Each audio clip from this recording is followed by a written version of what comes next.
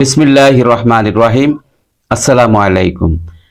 প্রিয় দর্শক শ্রোতা ভাই ও বোনেরা, আমি সাইদ হাসান, সত্যের পক্ষে ফর দি ট্রুথ। মুসলিম ভাই বোনদেরকে আমার সালাম, অন্যান্য জাতি ধর্মের ভাই বোনদেরকে আমার আদাব, নমস্কার জানাই। 111-এর ছায়া কে কাঁপছে, কেন কাঁপছে? প্রিয় দর্শক, আজ এমন এক রাজনৈতিক শব্দ নিয়ে আলোচনা করব যা শুনলে দেশের বড় বড় নেতা, বর্তমান দেশ পরিচালকদের পাতলা পায়খানায় ঘুম হারাম হয়ে যায়। কারণ তারা ওই শব্দটির নাম শুনলে কঠিনভাবে ভয় পাচ্ছে। কি জানি কি হয়ে যায়।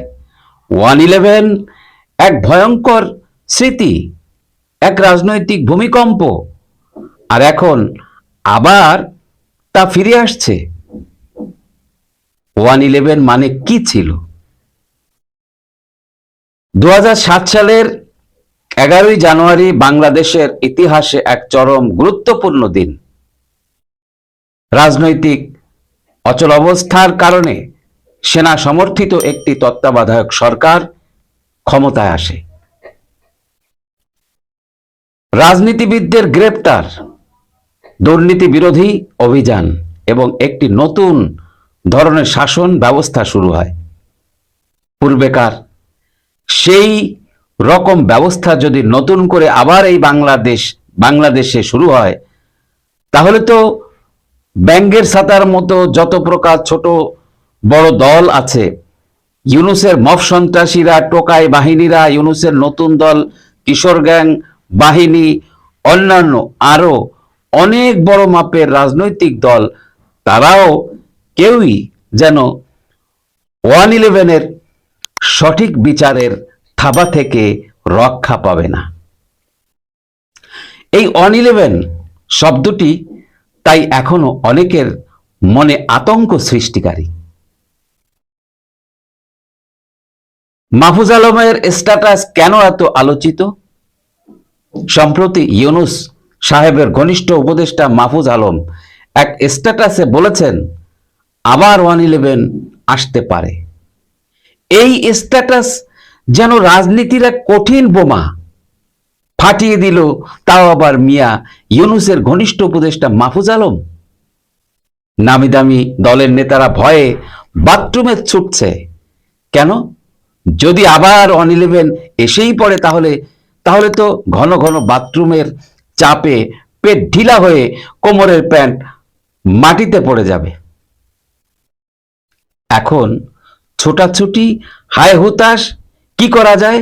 একটি বড় দল তারা বুঝে গেছে, যদি আগের মতো সেনা সমর্থিত কিছু আসে, কিছু ঘটে, তাহলে তাদের রাজনীতির বাজার খুবই সস্তা, নিলামে উঠে যাবে। মাহফুজ আসলে কি বোঝাতে চেয়েছেন?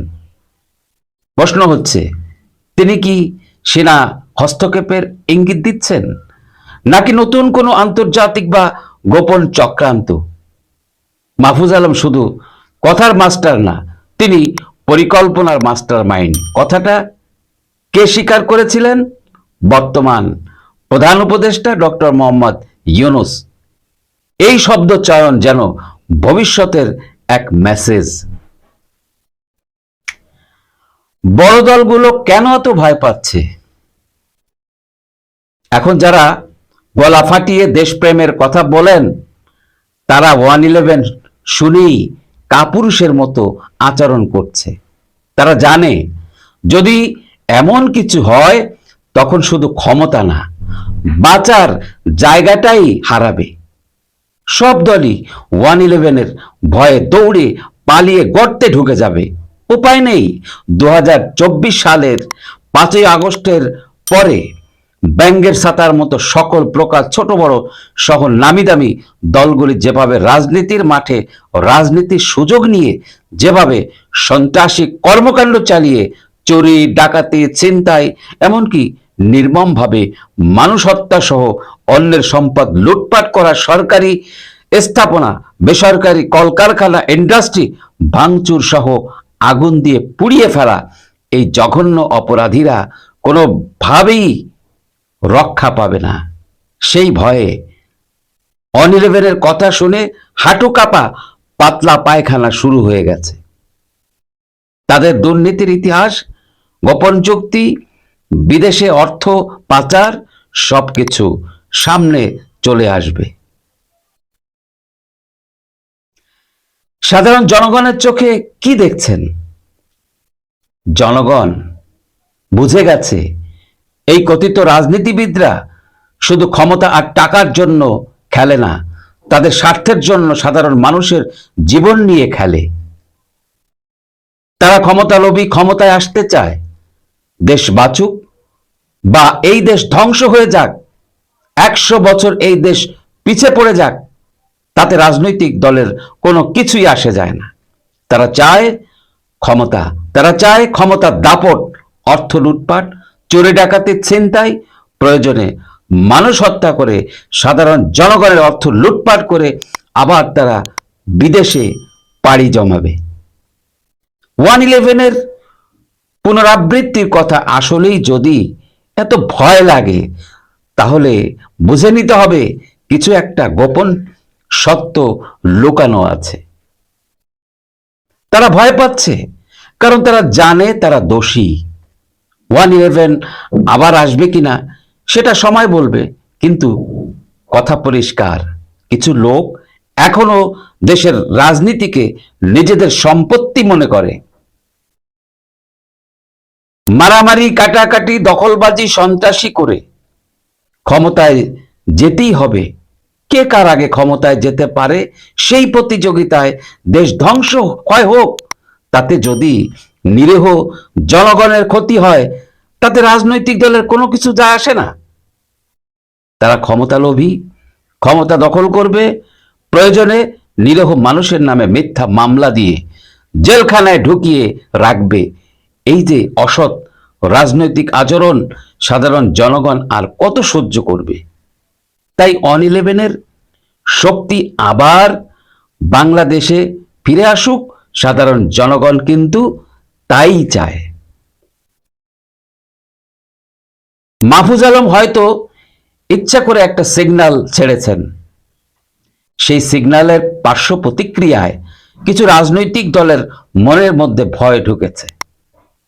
ভয় ঢোকার কারণ সাধারণ জনগণের কাছে খুবই স্পষ্ট হতে পারে। ডক্টর ইউনূসের মাস্টার মাইন্ড মাহফুজ আলম, তাতে কি হয়েছে? যারা বোঝার তারা বোঝে নিক। মাহফুজ আলম শুধু 1/11-এর শব্দটা মাহফুজ আলমের মুখে উচ্চারণ করেছে মাত্র।